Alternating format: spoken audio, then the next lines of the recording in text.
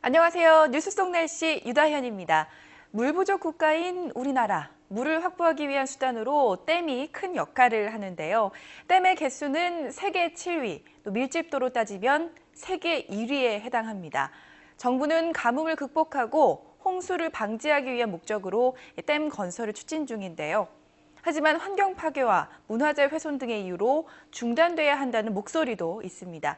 오늘은 우리나라의 댐 건설에 대해서 이야기 나눠보도록 하겠습니다.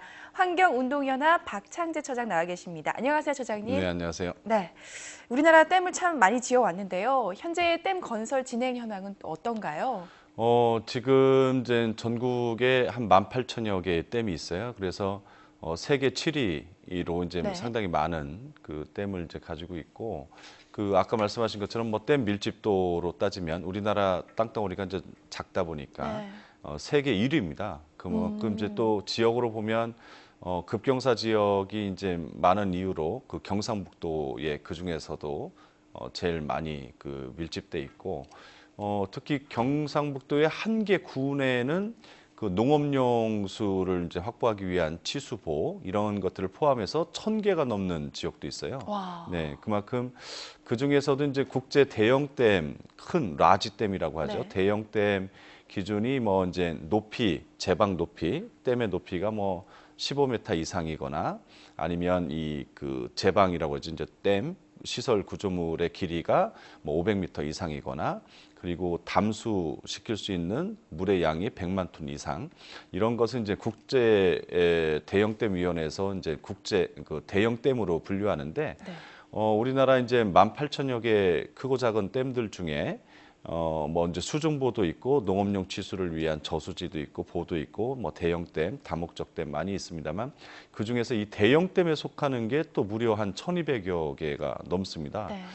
그러면서 최근에 이제 이슈가 되고 있는 댐은 이제 상당히 오랜 그 문화재로 이제 그 인정받고 있는 반구대 암각화 울산 지역에 이것을 수장시켜 왔던 한 그 지금까지 한 40여 년 이상 그 수명이 돼 있는 사연댐 문제가 이제 항상 논란이 되고 있고, 그리고 이제 4대강 사업으로 진행했던 낙동강의 어떤 유지 용수를 공급하기 조절하기 위한, 아니면 홍수를 조절하고 아니면 모래 유실을 막기 위한 뭐 여러 가지 뭐 논란이 되고 있습니다만, 내년 3월에 이제 담수 물을 가두는 걸 예정하고 있는 이제 내성천 모래강이라고 하는 우리나라 특유의 아주 아름다운 하천인데, 이제 이쪽에 이제 영주댐이 지금 한참 건설 중이고 공정률이 뭐 한 90%를 넘고 있죠. 네. 그 외에도 이제 4대강의 보라고 불리우고 있지만 국제 대형댐 위원회에서도 대형댐으로 구분되고 있는 16개의 보 중에 한 개만 빼고는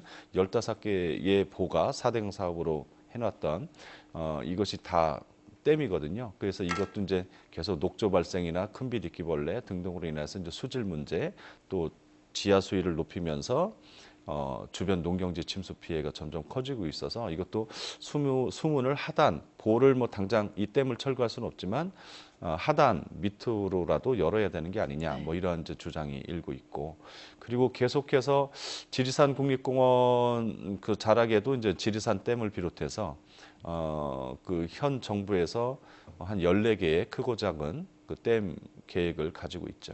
댐을 더 이상 지을 수 없다고도 하는데 현재 정부에서는 댐을 더 건설하려고 한다고 지금 말씀을 하셨잖아요. 어떤 이유 때문이라고 보십니까? 우리나라 좁은 땅덩어리에 댐이 이렇게 많은데도 이제 거의 뭐 그 빗물이 떨어져서 계곡이나 하천을 통해서 강을 통해서 바다로 이제 물이 흘러가고 네. 퇴적물도 운반하고 뭐 이런 건데, 그 댐을 거치지 않고 가는 하천과 강이 거의 없을 정도 지경이죠. 사실 그런데 이제 홍수 예방을 이제 하기 위해서 더 그 주민들의 요구도 있고 네. 하니까 이제 짓겠다는 논리가 많고, 또 하나는 이제 뭐 그 수질이 악화되면 상류에 댐을 지어서 그 물을 많이 보내면 이제 희석 정화된다고 그러죠.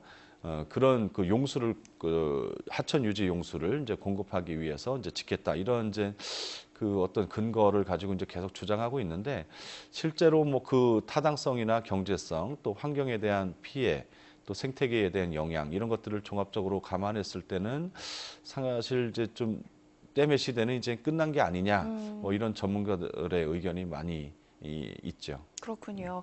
이 댐 강대국이라고 하면 또 미국과 일본을 꼽을 수가 있는데 앞서 잠깐 언급을 하셨듯이 최근 들어서 노후되거나 또 효율이 떨어지는 댐들을 점점 철거를 하고 있다고 네. 하거든요. 조금 더 자세히 이야기해 주시죠. 예, 미국에는 이제 한 7만 5천여 개의 댐이 있고요. 그 네. 중에서 아까 말씀드린 국제 대형 댐 기준으로 한 7천여 개의 댐이 있어요. 근데 이제 워낙 그 미국의 댐의 건설 역사는 이제 오래전으로 거슬러 올라가기 때문에 이 댐도 이제 설계 수명이 있거든요.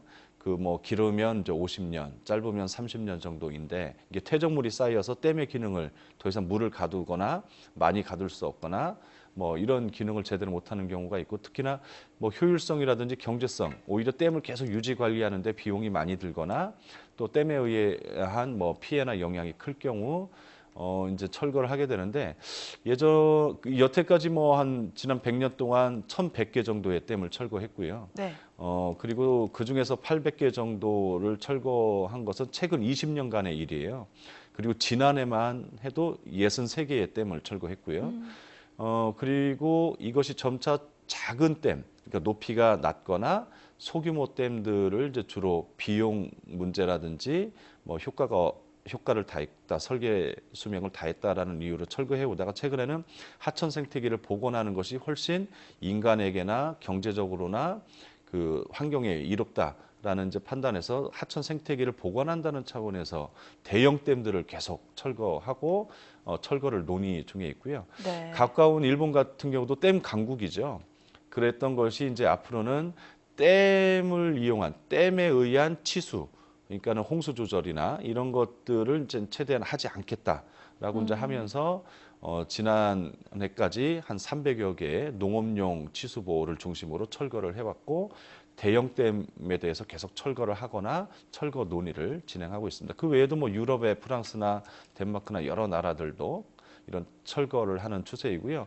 미국 같은 데는 오히려 앞으로는 이런 하천의 흐름을 그 막고 피해를 주는 댐 구조물 같은 것들을 이제 하지 못하도록 아예 클린 워터 액트라고 그래서 깨끗한 물법 이런 걸 제정해서 앞으로 이제 이런 무분별한 댐이 이제 들어서지 못하게 아예 법으로도 제정을 해놨고 네. 유럽 같은 경우는 댐을 통해서 너무나 피해와 영향이 크다 보니까 물 관리 기본 지침을 통해서도 이런 댐 구조물들이 함부로 들어서지 못하게 하는 지침을 만들어서 운영하고 있습니다. 네, 그렇군요. 앞서도 잠시 말씀드렸듯이 우리나라는 세계에서 7번째로 댐이 네, 많고 네, 네. 그리고 밀집도는 무려 2위인데요. 네. 상당히 높은 순위권인데 근본적인 전환이 필요하시다고 보시나요? 그렇죠. 가장 큰 게 이제 뭐 전기를 생산하기 위한 목적으로서는 이제 뭐 다른 태양광, 풍력, 뭐 또 원자력도 있고 화력도 있고 뭐 하기 때문에 그 효율성은 이제 뭐 거의 없다고 보고요. 주변에 뭐 전기 공급을 위해서 우리가 수력 발전 용으로 뭐 댐을 해야 된다는 네. 것은 이제 거의 이유가 사라졌고 그다음에 이제 치수예요. 이제 특히 이제 홍수 조절, 홍수 예방인데 그 효과가 이제 상당히 미비하죠. 그러니까 여태까지 댐을 이렇게 많이 졌고 정말 들어설 곳은 다 들어설 정도로 더 이상 지을 곳이 없을 정도로 네. 많이 있는데도 지난 수십 년간 홍수 피해는 수백조 원에 달하거든요. 댐이 계속 늘어났는데도 홍수 피해는 더 늘어난다는 거죠. 그러니까 그 댐이나 제방을 높게 쌓고 그러면 어떤 안전 의식을 왜곡시켜요. 그러니까는 그 하류 지역이나 제방이 높은 바깥의 지역 같은 경우는 오히려 많이 개발을 하고 집이 들어서고 공장이 들어서고 이러면서 그 피해가 더 커지는 거죠. 한번 제방이 낮으면 네. 물이 뭐 범람을 했다가도 자연스럽게 빠져서 피해가 적은데 후쿠시마 뭐 사고에서도 보면 그 대지진 쓰나미에 의한 피해도 지금 보면 알 수 있죠. 댐도 마찬가지입니다. 그 하류 지역에 범람원을 너무 개발하면서 홍수 피해를 더 키우는 이런 형태고 그렇기 때문에 또 용수 공급도 마찬가지입니다. 용수 공급은 우리나라가 그렇게 물 부족 국가가 아니거든요. 점점 개인의 그 어떤 물 사용량은 점점 줄어들고 있고 선진국처럼 가고 있는 네. 거죠. 그리고 물을 낭비하는 산업 구조, 이런 물값을 또 현실화하지 않음으로 해서 물을 펑펑 쓴다라고 할 정도의 이런 산업 구조나 잘못된 그 물 수요를 이제 관리하지 못하는 이런 것만 좀 조절한다고 하면 뭐 거의 뭐 풍족한 국가고 수요 관리를 통해서 물 관리를 잘 할 수 있는 나라입니다. 예. 네. 네, 오늘 말씀 감사합니다, 처장님. 네, 고맙습니다. 우리나라는 1960년대 이후 경제 개발에 따른 급속한 발전에 따라 생활 용수의 수요가 늘어났습니다. 하천수만으로는 용수 공급의 한계에 도달하자 이에 따른 대책으로 다목적 댐을 건설을 하게 됐는데요. 과유불급이란 말이 있듯이 지나친 댐 건설로 피해를 입는 곳이 있어서는 안 되겠죠. 또 친환경적으로 댐을 개발하기 위해 많은 노력이 필요해 보이는데요. 이런 수자원 개발에 있어서 환경 문제를 극복하지 못한다면 많은 문제가 야기될 것으로 생각됩니다. 뉴스 속 날씨 오늘 준비한 소식은 여기까지입니다. 시청해주신 여러분 고맙습니다.